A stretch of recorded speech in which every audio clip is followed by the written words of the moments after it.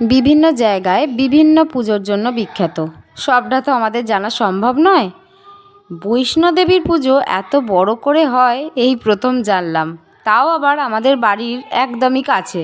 বৈষ্ণোদেবী পুজো দেখতে গেলে আমাদের প্রথমেই পৌঁছে যেতে হবে বড়া বাজারে। জায়গাটা শ্রীরামপুরের থেকে খুব একটা দূরে নয়।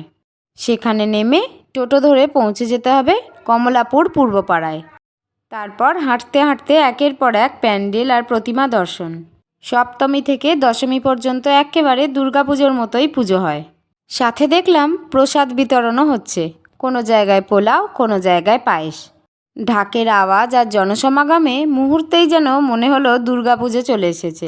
প্রতিটা প্রতিমাই অনবদ্য, একেবারে চোখ ফিরানো যাচ্ছে না। ঘুরতে ঘুরতে একটা মন্দিরে দেখলাম পাথরের প্রতিমা। এটায় সারা বছর নিত্য পুজো হয়। পাশে রয়েছেন শিবলিঙ্গ। আমার মাসি শাশুড়ির বাড়ি ঘুরতে আসার সুবাদে এই প্রথম বাড়ির এত কাছে বৈষ্ণোদেবীর পুজো দেখার সুযোগ পেলাম। আমি বাবাই মাম্পি আর গুগু, আমি আমি মাম্পি আর গুগু আর বাবাই বৈষ্ণব দেবী ঠাকুর দেখতে এসেছি। ক্যামেরাম্যান কিনবো একটা,